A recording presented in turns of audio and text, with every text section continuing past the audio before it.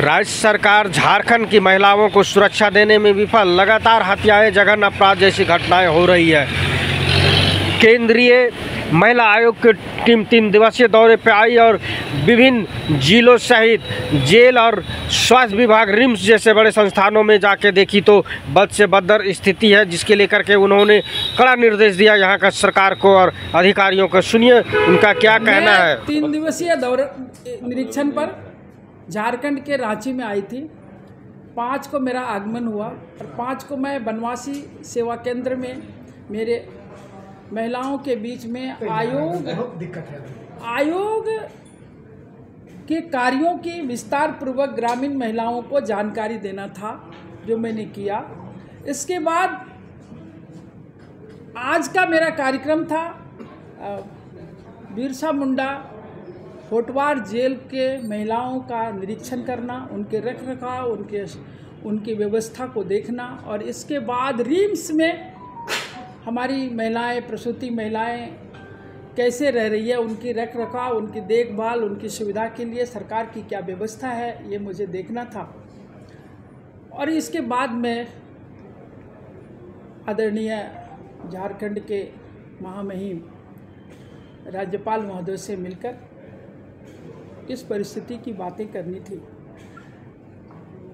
मैं होटवार जेल का निरीक्षण करके रिम्स गई।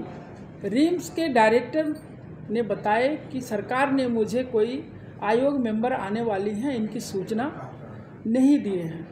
यह बहुत ही गंभीर बातें हैं कि सरकार आखिर झारखंड को कहाँ ले जाना चाहती है, झारखंड की महिलाओं के लिए क्या सोच रही है।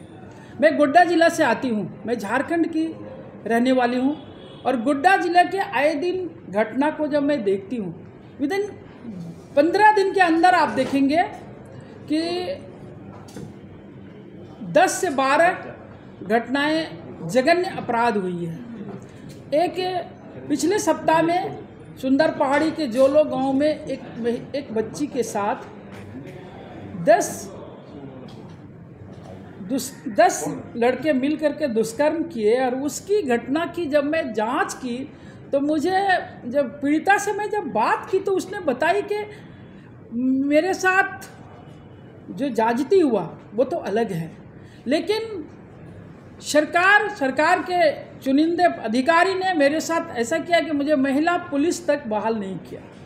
मुझे सारा बयान पुरुष के सामने रखना पड़ा। तब जब मेरे पास भी ला करके जब लाए थे तो मैं पूछी कि भाई महिला पुलिस क्यों नहीं है, तब मुझे बताया एसडीओ गोड्डा कि थाना में महिला पुलिस नहीं है। इससे बड़ा दुर्भाग्य इस राज्य के लिए कुछ नहीं हो सकता कि हमारी महिलाओं के लिए राज्य महिला आयोग नहीं है। मैं निरंतर, जब से मैं राष्ट्रीय महिला आयोग की मेंबर बनी तब से मैं निरंतर पत्राचार के माध्यम से ये जानने की कोशिश की कि आखिर आयोग का गठन क्यों नहीं हो रहा है, महिलाओं की सुरक्षा के लिए क्या व्यवस्था है। आप आयोग का गठन करें या ना करें, लेकिन आप महिलाओं की सुरक्षा की क्या व्यवस्था किए हैं। रोज दिन घटना, आप 3 दिन पहले देखे होंगे गोड्डा में कस्तूरबा विद्यालय में फूड पॉइजन की व्यवस्था हुई और सरकार की व्यवस्था मैं बोलूँगी, क्योंकि उनके रखरखाव में संचालित विद्यालय में हमारी बच्चियों को तड़पना पड़ा है। कितने की बहुत दुर्दशा स्थिति है, जो आज भी मैं उसके लिए काफ़ी चिंतित हूँ। और राष्ट्रीय महिला आयोग ये चाहती है कि हमारी महिलाओं को सुरक्षा, उनकी प्रतिष्ठा का ख्याल, उनकी एक पढ़ाई से लेकर के ऊंचाई तक पहुंचाने की सारी व्यवस्था, आंगन से लेकर के उनके विद्यालय तक पहुंचने में जो बाधाएं आ रही है उसको सरकार देखे। लेकिन सरकार इस पर चुप है। मैं कई बार पत्राचार की और मेरे पत्रों का जवाब नहीं मिला। तब मैं आपके माध्यम से ये कहना चाहती हूँ कि आखिर सरकार महिलाओं के लिए क्या व्यवस्था सुनिश्चित की है, वो उनको बताना है। मैं इसके लिए समन करूँगी और राज्यपाल महोदय से भी मिलकर मैंने कही है कि जो व्यवस्था चल रही है झारखंड की, ये बहुत ही दुखदाई है और आयोग इसको बर्दाश्त नहीं करेगी। आयोग इसमें समन लेगी और आयोग उनको भी मैं लिखित रूप से देने जा रही हूँ और सरकार से भी मैं लिखित रूप से अब इसलिए नहीं दूंगी कि मैं बार बार सरकार के द्वारा भेज चुकी हूँ कि आप मुझे बताएं कि आप आयोग का गठन कब कर रहे हैं। पिछले सरकार में भी नहीं हुआ, इस सरकार में भी ध्यान नहीं है। आदिवासी लड़कियां अभी कल की अखबार में छपी है कि 2 आदिवासी लड़की मृतक पाई गई है, वो भी विद्यालय में पढ़ रही थी, 9th क्लास की स्टूडेंट है। वो है आपका सोनम प्रिया मुर्मू और नेहा हंसदा, ये दोनों मृतक मिली है और मृतक के बारे में भी कोई जानकारी सरकार के चुनिंदे वहाँ देने के लिए तैयार नहीं है। पूरी तरह मरने के लिए यहाँ की बच्चियों को, यहाँ की महिलाओं को सिर्फ और सिर्फ ये समझना कि हमारे मन में जो आए हम करेंगे, ये आयोग बर्दाश्त नहीं करेगी, आयोग इसमें समझ लेगी। और मैं भारत सरकार को भी इन सारी परिस्थितियों को मैं लिखित रूप से दूंगी। आज मैं आपके माध्यम से ये कहना चाहती हूँ कि मैं इसकी एक एक महिलाओं की विषय वस्तु को गंभीरता से देखते हुए उनके तक पहुँचूंगी और सबों के पास जा कर के पूरे रिपोर्ट बना करके मैं राष्ट्रपति को दूंगी और भारत सरकार को भी दूंगी और इस पर मैं कार्रवाई सुनिश्चित करूंगी। और जो इसमें दोषी पाए जाएंगे उसके लिए भी मैं सरकार से सिफारिश करूंगी कि आप इन पे न्याय दें हमारी महिलाओं को, और उनके जो राइट्स हैं उनको छीनने का अधिकार किसी भी सरकार को नहीं है। उनका जो मौलिक अधिकार है पढ़ने का, जीने का, अपने सम्मान के साथ जीने का, उनकी सुरक्षा का जिम्मेदारी सरकार को लेनी पड़ेगी। इसको सुनिश्चित करना होगा। मैं आपके माध्यम से ये बातें रखना चाहती हूँ। मैडम होटवार जेल गए थे, हाँ, रिम्स गए थे, क्या स्थिति देखा? होटवार जेल में जो व्यवस्था है वो काफ़ी दीवार जर्जर है, बाथरूम जो होना चाहिए महिलाओं के लिए वो सुनिश्चित नहीं है। मैं कई बातों को कह चुकी हूँ वहाँ भी, और पिछले साल भी मैं गई थी, लेकिन कोई बदलाव उसमें नहीं आया है। रिम्स में मैं पहले बता चुकी हूँ कि रिम्स के डायरेक्टर ने बताए कि मुझे कोई आयोग मेंबर आने की सूचना नहीं है, तो मैं वहाँ पर निरीक्षण नहीं की। और मैं इसका कि क्यों नहीं मिला उनको लेटर, उनको क्यों नहीं पत्राचार के माध्यम से सूचना गया, मैं अपने लाइजनिंग ऑफिसर से भी अर्चना एक्का को दिया गया, उनसे भी मैं बात की, तो उन्होंने भी कहा कि मेरी गलती हुई। लेकिन गलती करना और गलती जान के करना दोनों में बहुत डिफरेंस है। मैडम झारखंड में राज महिला आयोग नहीं है, इसके लिए आप क्या करेंगे? उसी की तो बात मैं अभी गवर्नर साहब से करिएगा क्या? मैं इस पर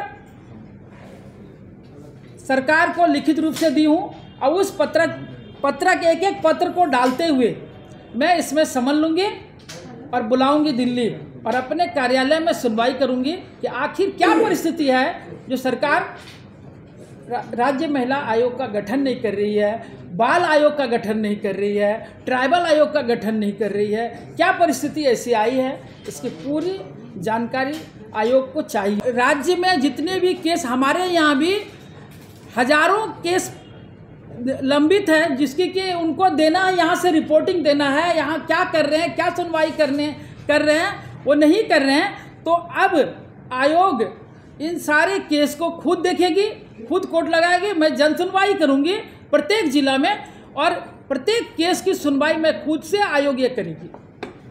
मैडम आप बोल रहे हैं कि हम दिल्ली में बुलाएंगे सरकार को, वहाँ सरकार जाएगी कि अधिकारी जाएंगे?